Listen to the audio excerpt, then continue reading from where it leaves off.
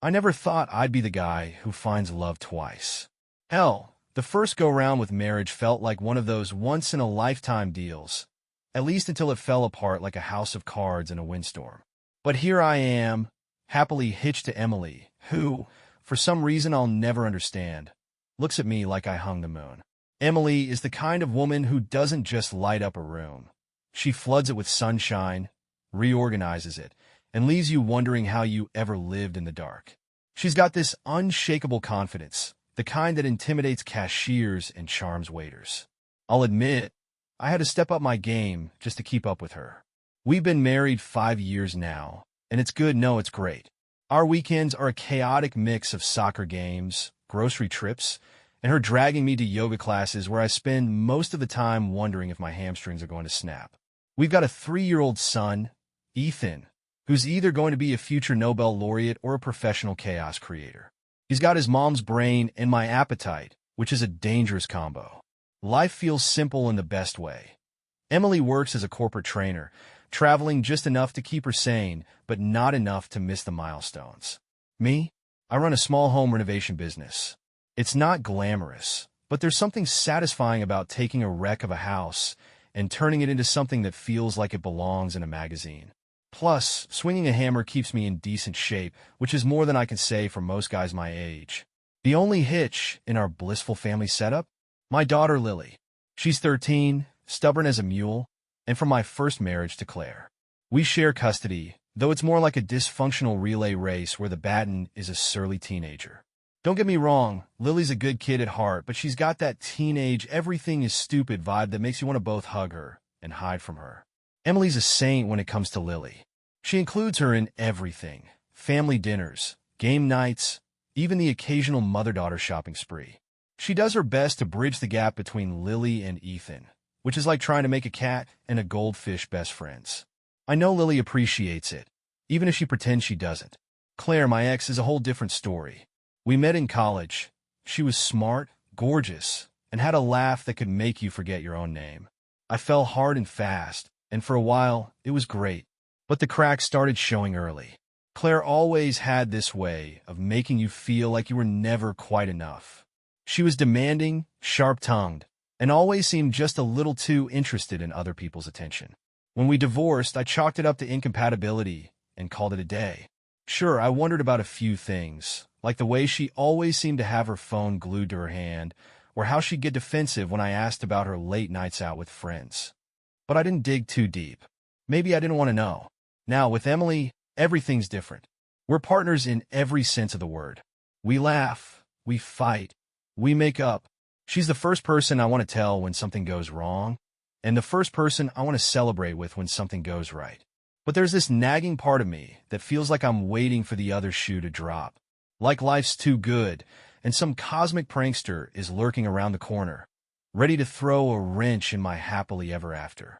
I try to ignore it, but it's there like a splinter you can't quite dig out. Last weekend, we had one of those perfect days that feel like they belong in a movie montage. Pancakes for breakfast, a lazy afternoon at the park, and a family movie night where Ethan fell asleep on my chest. As I carried him to bed, Emily caught my eye and smiled. "Life's good, isn't it?" she said, her voice soft. "It is," I replied, meaning it. And it was. Birthdays at my parents' house are a big deal. Loud, chaotic, and always a little over the top. Mom insists on doing all the cooking, even though she complains about it the whole time, and Dad's in charge of making sure the drinks never run out. It's tradition, and in our family, tradition is sacred. This year, it was Dad's 70th, so Mom pulled out all the stops. Balloons, catered barbecue, she finally gave in, and a guest list that included just about everyone who shares her last name. It was the kind of gathering where you can't go 2 minutes without someone hugging you, telling you you've gained weight, or asking why you don't visit more often. Emily was a champ, as always, charming my relatives with her wit and patience. Ethan ran around with his cousins, a chocolate cupcake smeared across his face like war paint. Lily wasn't there. She had a school project she'd conveniently remembered at the last minute. Typical. And then there was my brother Greg. Greg and I have always had a complicated relationship, which is a polite way of saying he's been a pain in my ass since the day he was born. Growing up, he was the golden boy, good grades, good looks, and a charm that made people overlook the fact that he could be an absolute jerk. We're not close, but we get along well enough. He's a stockbroker in the city now, single, and perpetually on the verge of something big. He rolled into the party late, as usual, carrying an expensive bottle of whiskey and a smile that could sell ice to an Eskimo. "Hey, big bro," he said, clapping me on the back. "Looking good. What's your secret? Kale smoothies? Botox? Hard work and low expectations," I replied, forcing a grin. The evening started out fine. Drinks flowed, stories were told, and the usual family dynamics played out like clockwork. Dad retold the story of the time he got lost on a hunting trip. Mom reminded everyone to eat more salad, and Greg basked in the attention of our younger cousins, regaling them with tales of his exciting life in finance. But then, as the night wore on and the whiskey started to take effect, Greg's mood shifted. He got quieter, his usual bravado giving way to something more subdued. I caught him looking at me a few times, his face unreadable, like he was trying to work up the courage to say something. Finally, after most of the family had gone home and only the inner circle remained, me, Emily, my parents, and Greg, he pulled me aside. His breath reeked of booze, and his eyes were glassy, but there was a rawness in his expression that made my stomach twist. "I need to tell you something," he said, his voice barely above a whisper. "Can it wait until tomorrow?" "You're drunk," I said, trying to brush him off. "No," he said, shaking his head. "It can't." And then he said it. "I slept with Claire while you were married." For a second, I thought I'd misheard him. The words didn't make sense, like a puzzle piece that didn't fit. "What?" I said, my voice sharp enough to make Emily glance over from across the room. Greg's face crumpled, and he started to cry, not just a few tears, but full-on, gut-wrenching sobs. "It was years ago," he said, his words tumbling over each other. "I was stupid, and she came on to me. I didn't know how to stop it, and I hated myself for it. I still do." I just stood there, frozen, as the room seemed to tilt. My ears were ringing, and my hands clenched in a fist almost instinctively. "You slept with my wife?" I said, my voice low and dangerous. Emily was by my side now, her hand on my arm, but I barely noticed. "I'm sorry," Greg said, his face streaked with tears. "I didn't mean for it to happen. It was just once. I swear. Once. Like that made it better. Like that erased the image now burned into my brain of my brother and Claire together." "What the hell is wrong with you?"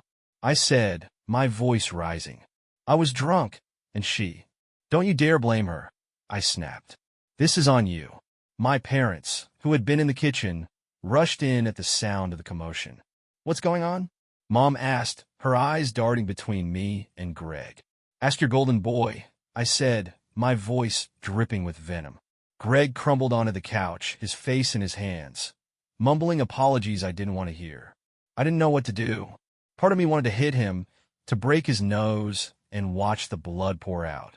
Another part of me wanted to walk away, to pretend this wasn't happening. But mostly, I felt this overwhelming, suffocating rage, not just at Greg, but at myself for not seeing it, for trusting them. Emily squeezed my arm, her eyes wide with concern. "Let's go home," she said softly. I nodded, barely hearing her.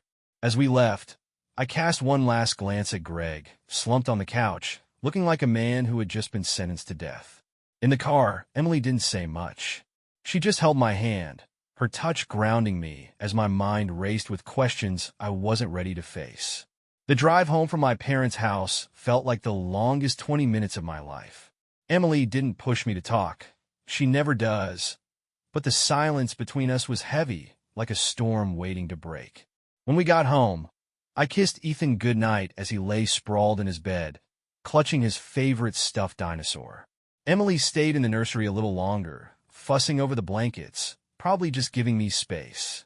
I went straight to the kitchen, grabbed a beer, and stared at the blank wall in front of me. Greg, Claire, how had I missed it? I'd always thought of Claire as the kind of woman who thrived on attention.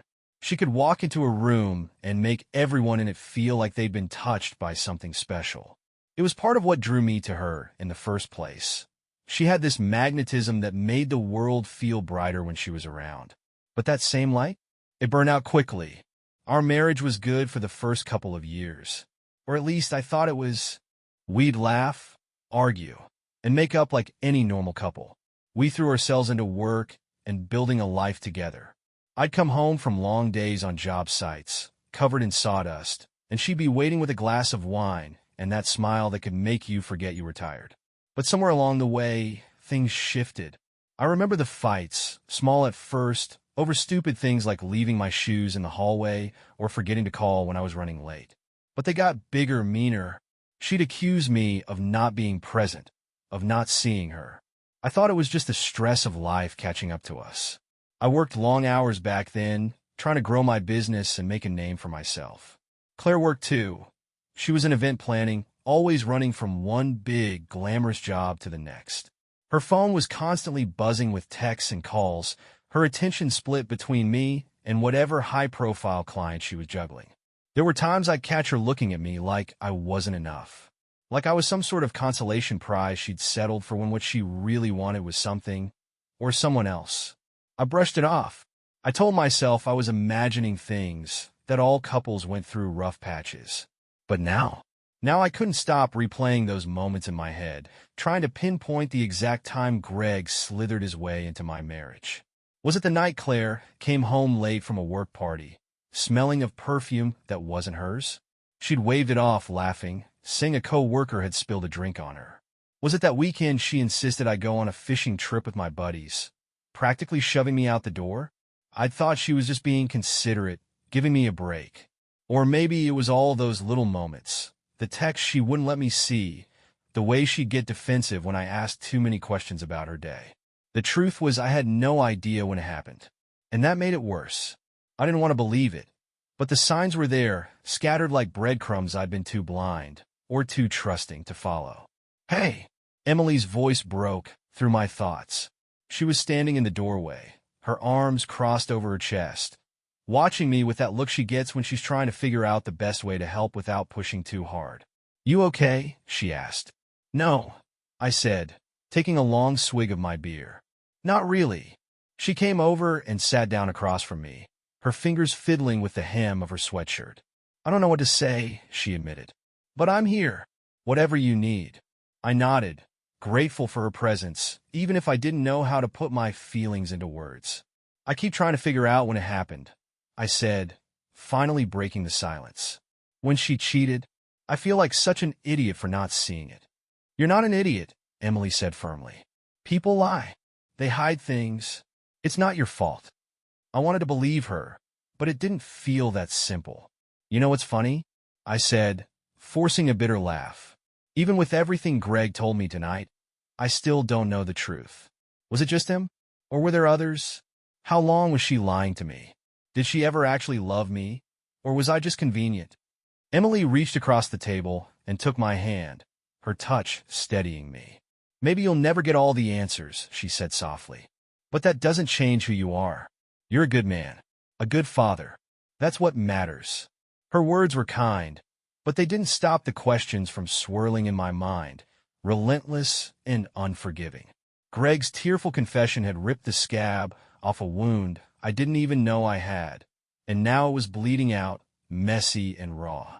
The thing about betrayal is that it burrows into your brain, carving out space for itself in the quiet moments when you think you've moved on. For 2 days, Greg's confession haunted me. It played on a loop in my head, no matter how hard I tried to shove it aside. Emily gave me space. She always knows when to let me work through things on my own, but even her patience wasn't enough to keep the doubts and anger from creeping in. I started going back over my time with Claire like an old crime scene, looking for the evidence I'd missed. And then one night it hit me. It was a memory I hadn't thought about in years. A trip we took to a fishing house Greg rented one summer. This was before Claire told me she was pregnant. In fact, it was about a month before. We weren't married yet, but we were serious enough that I was already thinking about rings and white dresses. I was in love, or at least I thought I was. The trip was Greg's idea.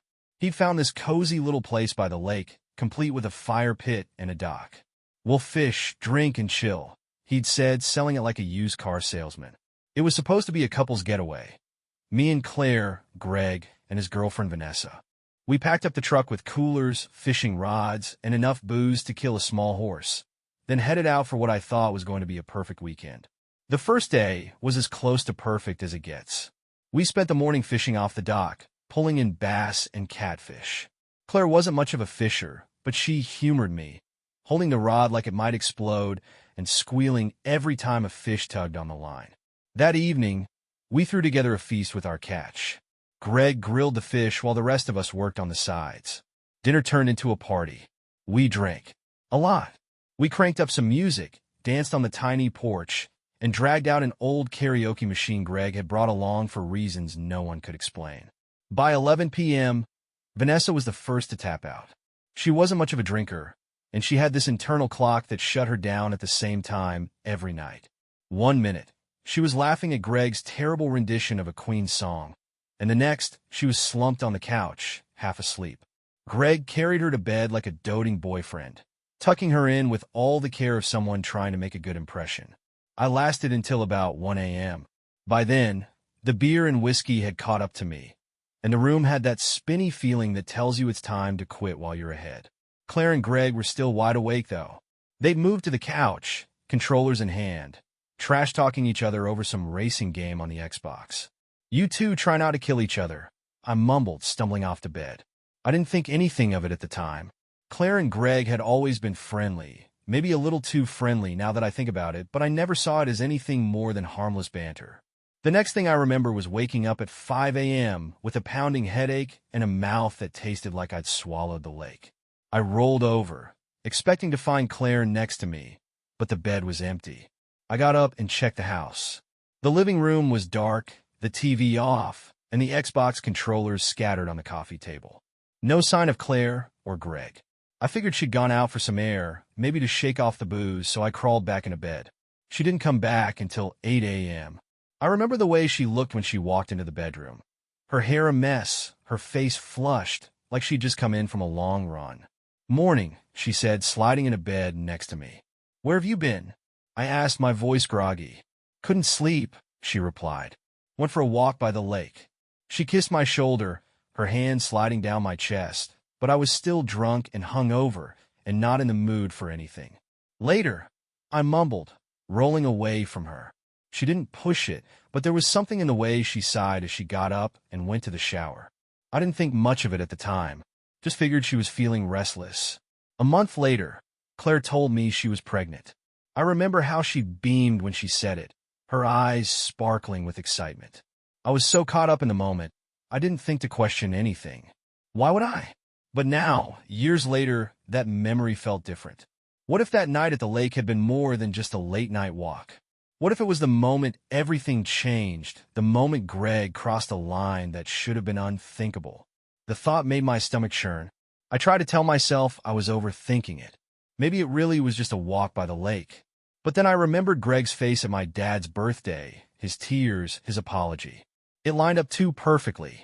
The fishing trip, the late-night Xbox, the empty bed. Doubt is a funny thing. It doesn't just creep in.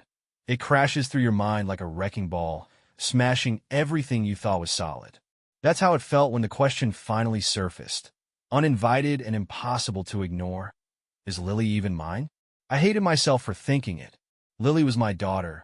She's my daughter. I've been there every step of the way, from her first wobbly steps to her teenage sulks, and I love her in a way that doesn't need DNA as proof. But once the doubt took root, it spread like wildfire. The memory of Greg's confession was on a loop in my head, and the more I thought about it, the more I started replaying old moments with Claire. The late nights, the cryptic texts, and that trip to the fishing house when Claire disappeared for hours. Then there was the moment she told me she was pregnant. We weren't married yet, but we were serious. I'd even started looking at rings. I was happy, giddy even, but there was one tiny, inconvenient detail that had gnawed at the edges of my mind back then. I'd always use protection. Always. "Guess we're the 1%, Claire had said with a laugh when I brought it up. It made sense. Condoms aren't perfect. Life is messy, and sometimes things just happen. Or at least, that's what I told myself. Now, that explanation felt as flimsy as a wet paper bag. I needed answers, and there was only one person who could give them to me. Claire. I texted her, asking to meet for coffee. She was suspicious. Our conversations usually revolved around Lily's schedule, not personal matters, but eventually, she agreed. We met at a little cafe downtown, the kind of place Claire liked with overpriced lattes and plants hanging from the ceiling. She was already there when I arrived, scrolling through her phone and sipping something pink and foamy. "Hey," I said, sliding into the seat across from her. She looked up, her expression guarded. "Hey, what's this about? You're not usually the let's grab coffee type." I wasted no time. "Greg told me," I said, my voice sharp, "about you and him." Claire froze, her hand gripping her cup so tightly I thought it might shatter. For a moment, I thought she might deny it. But then she exhaled, setting the cup down carefully. "Okay," she said, her voice steady but soft. "What did he tell you?" "Everything," I said. "He told me you slept together."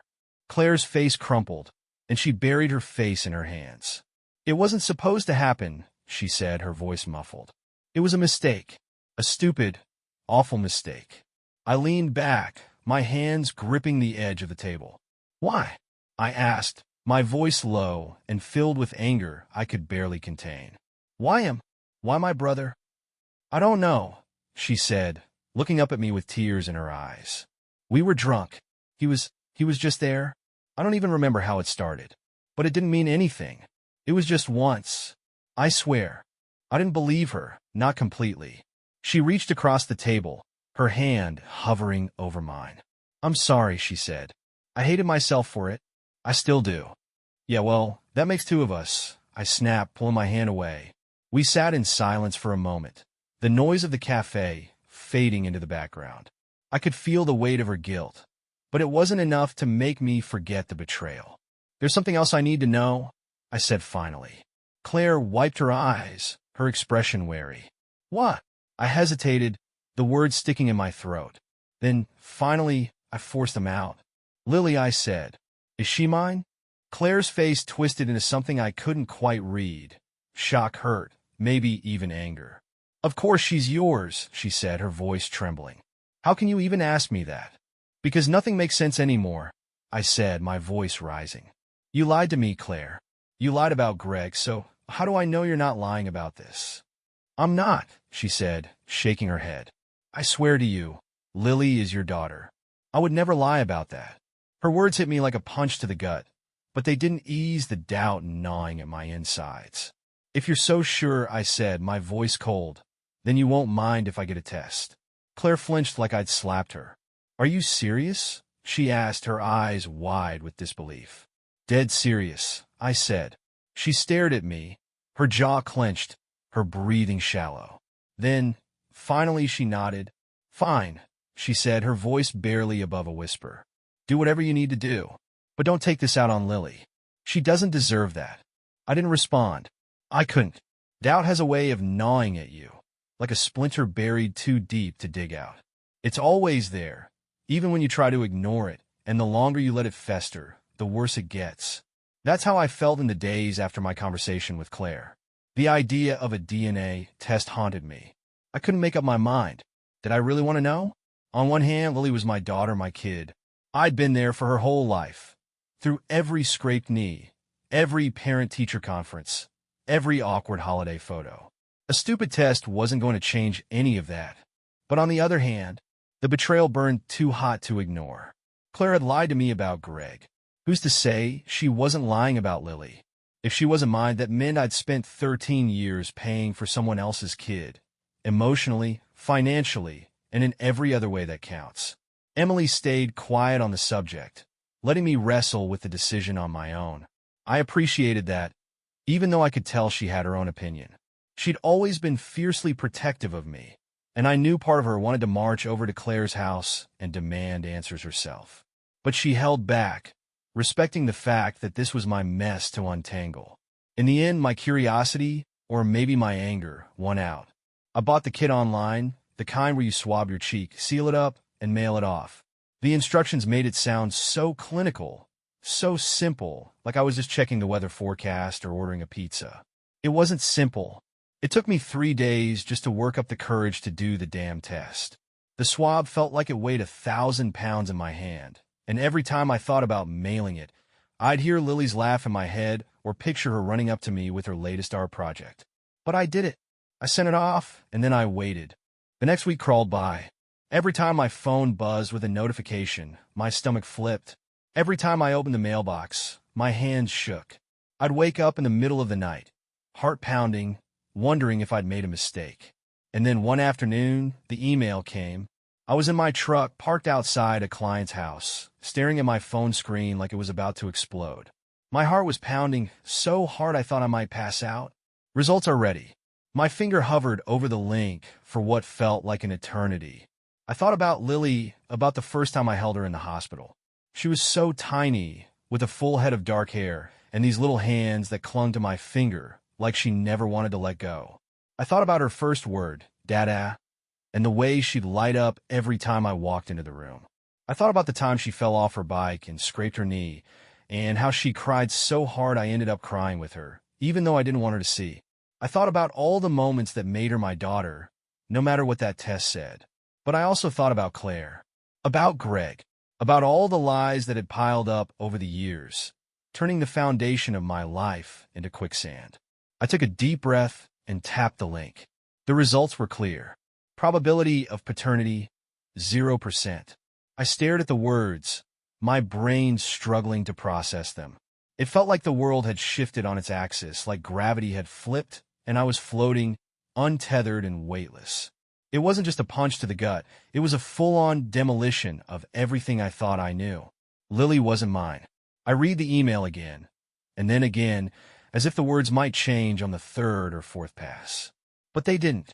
The truth was staring me in the face, undeniable and brutal. For a moment, I couldn't breathe. I just sat there in the driver's seat, gripping the steering like it was the only thing keeping me from falling apart. And then the anger came. Not at Lily, never at Lily, but at Claire, at Greg, at the universe for letting this happen. I thought about all the years I'd spent loving Lily, raising her, being her father. I thought about the alimony checks I'd written, the sacrifices I'd made, the life I'd built around a lie. And I thought about what to do next. I could fight back, demand a refund for all the years of alimony, drag Claire through court, and expose her for the liar she was. I could call Greg and rip into him for not coming clean sooner. But then I thought about Lily. She didn't ask for this. She didn't deserve to have her world turned upside down because of her mother's mistakes. She was my daughter, even if she wasn't mine. I sat there for what felt like hours, staring at that email, torn between anger and heartbreak, between revenge and love. Confrontation was never my style. I'd always been the kind of guy who avoided drama when I could. Keep my head down, do my work, and let life sort itself out. But this couldn't be avoided. The DNA test had been like a grenade tossed into my life, and now I was standing in the wreckage trying to figure out which way was up. I hadn't slept in 2 days, replaying every moment I'd ever shared with Claire, every lie she must have told, every time I'd trusted her without question. By the time I pulled up to her house, I wasn't just angry, I was volcanic. I knew Lily wouldn't be home.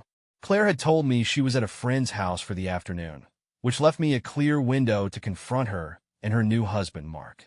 He was one of those guys who looked like he'd been born in a polo shirt, clean-cut, polite, and perpetually smug. I rang the doorbell, and Claire answered, her face tightening the moment she saw me. "What are you doing here?" she asked, crossing her arms. "We need to talk," I said, pushing past her into the living room. "Excuse me," she snapped, following me inside. "You don't just get to barge into my house." Mark appeared a moment later, stepping out of the kitchen with a glass of wine in his hand. He took one look at me and frowned. "What's going on?" he asked, his voice calm but wary. I didn't bother answering him. I pulled the printed DNA test results from my pocket and thrust them at Claire. "What's this?" she asked, taking the paper. "You know exactly what it is," I said, my voice cold. Her eyes scanned the page, and I watched as the color drained from her face. I can explain," she stammered. "Explain?" I said, laughing bitterly. "You've been lying to me for 13 years, Claire. What the hell is there to explain?" Mark stepped forward, his brow furrowed. "Hey, let's keep this civil," he said. "Stay out of this." I snapped, glaring at him. This has nothing to do with you. Actually, it does, Mark said, setting his wine glass on the coffee table. This is my house, and I'm not going to let you come in here and yell at my wife. Your wife, I said, turning back to Claire. Is that how you work, Claire? Lie your way through one marriage and then move on to the next? What else haven't you told him? That's enough, Claire said, her voice rising. I'm not doing this with you. Oh, you're doing this, I said, stepping closer. You're going to tell me the truth for once in your life. Did you know Lily wasn't mine? She hesitated, and that hesitation was all the answer I needed. You did, I said, my voice shaking with rage. You knew, didn't you? I didn't know for sure, she said, her tone defensive. I suspected, but you were a better father than Greg ever could have been, okay? He's unstable. He wouldn't have been able to handle it. Unstable? I said, incredulous. So, your solution was to let me raise his kid while you pretended everything was fine? I did what I thought was best for Lily, Claire said, her voice growing louder. No, you did what was best for you, I shot back. You lied to me, to her, to everyone. How the hell do you live with yourself? Mark stepped between us, his hands raised like he was trying to break up a bar fight. Okay, that's enough, he said. You need to leave. I ignored him, my focus locked on Claire. What are you going to tell Lily? I demanded. How are you going to explain this to her? She doesn't need to know, Claire said, her voice tight. Of course she needs to know, I shouted. She deserves the truth, Claire.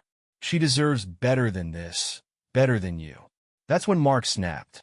Get out of my house, he said, stepping closer. Or what? I said, meeting his gaze. For a moment, I thought he might actually swing at me. His hands were clenched, his jaw tight, and he had that wild look in his eyes that men get when they're trying to prove something. But he didn't. Instead, Claire grabbed his arm and pulled him back. Just let him go, she said. He's not worth it. Not worth it, I said, laughing bitterly. You know what, Claire? You're right. I'm not worth it. But Lily, she is. And one day, she's going to find out what you did, and she's going to hate you for it. That hit a nerve.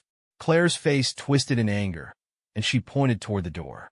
Get out, she said through gritted teeth.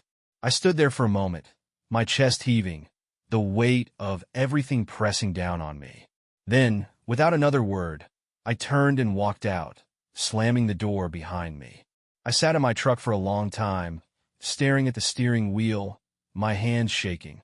The anger was still there, boiling under the surface, but now it was mixed with something else, something heavier. Sadness. Because no matter how much I hated Claire, no matter how much I wanted to scream and fight and burn it all down, the truth was that Lily was the one who was going to suffer the most. And I didn't know how to protect her from it. The days after the showdown at Claire's house felt like walking through a fog. I went through the motions. Work, family dinners, bedtime stories for Ethan. But my mind was somewhere else. The DNA test, Claire's lies, the way she brushed everything off like it was no big deal. It all churned in my head, a toxic brew of anger and heartbreak. And then there was Lily. I'd spent hours agonizing over whether to tell her the truth. She deserved to know, eventually. But she was only 13, just starting to navigate the messiness of being a teenager. Dropping this kind of bombshell on her felt like the emotional equivalent of tossing her into the deep end without a life jacket. So I decided to wait. For now, at least. But there was one person who needed to know. Greg. I'd been avoiding him since my dad's birthday party. Partly because I couldn't trust myself not to hit him, and partly because I didn't know what to say. But now, with the DNA results in hand, there was no avoiding it. He deserved to know the truth, whether he wanted it or not. I texted him, asking if I could come over. His response was hesitant, but he agreed. I could tell he was still ashamed of what he'd done. And, honestly, that was the only thing keeping me from showing up unannounced. When I pulled into his driveway, my stomach was in knots. His house was one of those sleek modern builds, all glass and sharp angles, the kind of place that looked like it belonged in a magazine. It was a far cry from the dingy apartments we grew up in, but that was Greg, always reaching for the next shiny thing. He opened the door before I could knock, his expression guarded. Hey, he said, stepping aside to let me in. What's going on? I didn't bother with small talk. Lily's not my daughter, I said, the words coming out harsher than I intended. Greg froze, his hand still on the doorknob. "What?" he said, his voice barely above a whisper. "You heard me," I said, stepping into his pristine living room. "I did a DNA test. She's not mine. And if she's not mine, then that means she's probably yours." Greg's face went pale, and he stumbled back, sinking onto the edge of the couch. "Are you serious?" he asked, his voice shaking. I pulled the test results out of my jacket and tossed them onto the coffee table. He stared at the paper like it might catch fire. "This can't be happening," he muttered, running a hand through his hair. I never even thought." "You didn't think?" I snapped, cutting him off. "You didn't think about what could happen when you decided to screw my wife? You didn't think about what you were destroying?" "I was drunk," he said, his voice breaking. "It was a mistake. I didn't mean for any of this to happen." "That's your excuse?" I said, my anger boiling over. "You didn't mean for it to happen? Do you have any idea what you've done to me?" "To Lily." Greg buried his face in his hands, his shoulders shaking. "I'm sorry," he whispered. "I'm so sorry. I couldn't take it anymore." I grabbed him by the front of his shirt and yanked him to his feet, shaking him hard enough to rattle his teeth. "Sorry doesn't cut it, Greg," I shouted, my voice cracking with rage. "You lied to me. You let me raise your kid for 13 years while you sat there and did nothing." His eyes were wide and terrified, and for a split second, I thought about hitting him. My fist itched to connect with his face, to wipe that look of guilt and fear off him. But I didn't. I let him go, shoving him back onto the couch. "You're a coward," I said, my voice trembling. "You always have been." Greg sat there, staring at the floor, his hands trembling. "What do you want me to do?" he asked, his voice barely audible. "I don't know," I said honestly. "But you're going to have to live with this. Just like I have to. Just like Lily will."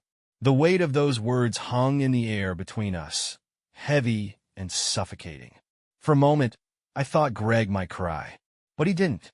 He just sat there broken and silent, as I turned and walked out the door. As I got into my car, I felt the anger start to drain out of me, replaced by something colder. Sadness. Because no matter how much I hated Greg, no matter how much I wanted to make him pay, the truth was that none of this would undo the damage that had already been done. The days after I confronted Greg were strangely quiet.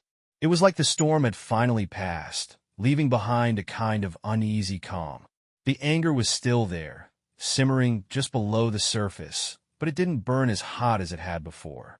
I guess there's only so much rage a person can hold on to before it starts eating them alive. I spent a lot of time thinking about Lily, about her smile, her laugh, the way she'd light up whenever she showed me her latest drawing or some silly TikTok she thought I'd totally get. She was my daughter, whether or not the DNA test said otherwise. Nothing was going to change that. But I couldn't stop thinking about the truth either. I kept imagining the day I'd have to tell her, how her face would fall, how she'd look at me like I was a stranger. The thought of breaking her heart felt like a knife in my chest. Emily tried to help me sort through it, as she always did. We sat on the couch late into the night, talking in whispers while Ethan slept upstairs. "You don't have to decide everything right now," she said, her hand on my knee. "Take your time. Think it through." "I just don't want to hurt her," I said, my voice cracking. Emily nodded, her eyes soft with understanding. "You'll figure it out. I know you will." And she was right. Eventually I did. I decided not to tell Lily the truth. Not yet. Anyway, she was too young to understand the full weight of it, and I wasn't about to shatter her world when she was already dealing with the chaos of being a teenager. I'd wait until she was 18, an adult, old enough to understand that love isn't about biology, that being her dad wasn't something that could be undone by a piece of paper. Until then, I'd keep being her father in every way that mattered. But that didn't mean Claire or Greg were off the hook. The next time I saw Greg, I made it clear what was going to happen. "You're paying alimony," I said, my voice flat and unyielding. "What?" he asked, his face pale. "You heard me," I said, crossing my arms. "For 13 years, I've been paying for your mistake. Now it's your turn. You're going to cover every dime from here on out. And then some. Consider it a down payment on your conscience." Greg didn't argue. He just nodded, his shoulders slumping under the weight of his guilt. Claire, on the other hand, didn't take it so well. "You can't just decide that," she snapped when I told her my plan. Watch me, I said, my voice cold. She tried to fight it at first, but when I made it clear that dragging this through court would only hurt Lily, she relented. I think she knew she didn't have a leg to stand on. Greg started transferring the money a week later, a tidy sum that I'd eventually set aside for Lily. I didn't want it for myself. I just wanted to make sure she had something to fall back on when the day came that she learned the truth. As for me, I made peace with it in my own way. Being Lily's dad wasn't about the DNA test. It was about all the little moments that made up her life. The bedtime stories, the school projects, the endless car rides where we sang along to whatever pop song was stuck in her head. She was my daughter, and I was her dad. Nothing could change that. That day finally felt like the start of something new. Not perfect, not painless, but new. I'd carry the truth with me, a weight I'd bear for as long as I needed to. And when Lily turned 18, I'd tell her everything. Not to hurt her, but because she deserved to know. Until then, I'd keep being her dad. The way I always had. The way I always would.